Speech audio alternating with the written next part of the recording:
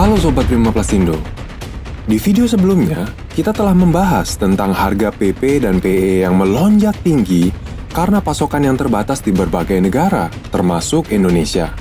Nah, bagaimana dengan harga bahan baku PS dan ABS? Bagaimana trennya saat ini dan tahun depan? Dalam video ini, kami akan membahas dan menganalisa tren harga PS dan ABS saat ini di pasar Eropa dan Turki, dan bagaimana keadaannya di Indonesia sendiri. Ikuti pembahasan kami dalam video ini, jangan lupa subscribe dan nyalakan tombol lonceng notifikasi agar jangan ketinggalan informasi penting lainnya seputar bisnis plastik.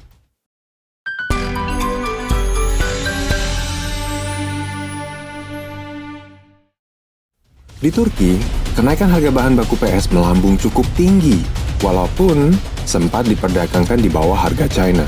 Hal ini dikarenakan oleh depresiasi mata uang Turki, yaitu lira, yang membuat banyak konsumen lokal menahan permintaan untuk kebutuhan dasar proses produksi mereka selama kuartal ketiga tahun ini.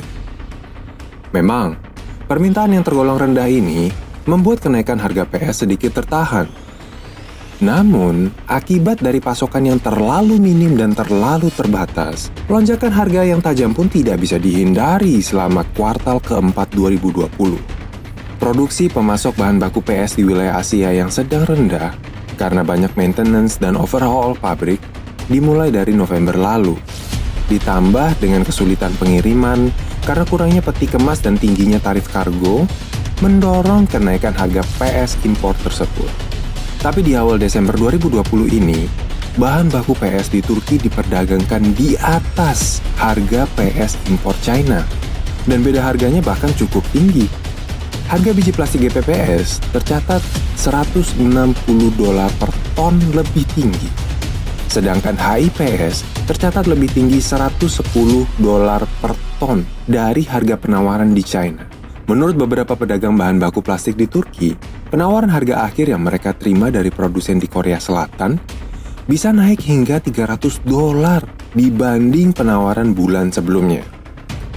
Harga akhir penawaran bahan baku GPPS di Turki mencapai $1.630 per ton untuk CIF Turki tunai. Sedangkan untuk HIPS mencapai $1.750 per ton untuk ketentuan yang sama. Harga bahan baku ABS di pasar Turki pun tidak kalah tinggi, dengan ABS natural injeksi Korea Selatan mencapai harga $2.650 per ton CIF Turki, sedangkan untuk harga ABS putih mencapai $2.830 per ton, dan menyusul di belakangnya ABS hitam dengan harga penawaran akhir $2.800 per ton CIF Turki.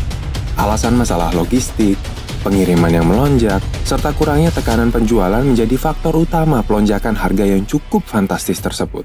Tren harga yang tinggi di Turki ini kelihatannya masih akan bertahan bahkan sampai tahun depan.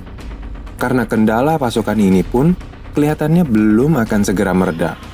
Mengingat bahwa kuartal pertama 2021 nanti, industri manufaktur internasional akan meningkat aktivitasnya dan membuat permintaan serta aktivitas kargo masih juga akan terus tinggi selama awal 2021. Pasar PS di Eropa juga melaporkan kenaikan harga yang serupa, dengan harga biji plastik GPPS naik sebesar €140 per ton dan HIPS naik hingga €250 per ton pada penawaran Desember ini, melebihi perkiraan pasar pada bulan sebelumnya. Kembali lagi, masalahnya di pasokan. Pasokan yang ada sangat minim dan terbatas di tengah ekspor yang lebih tinggi ke Asia. Sedangkan angka impor berkurang dan produsen lokal masih bermasalah produksinya.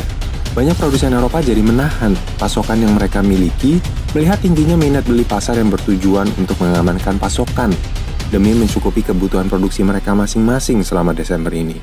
Beberapa pemasok bahan baku plastik impor di Eropa membenarkan keadaan ini, di mana pasokan yang terbatas ini juga didorong oleh tidak tersedianya impor pasokan dari India dan Meksiko selama 2 bulan terakhir ini.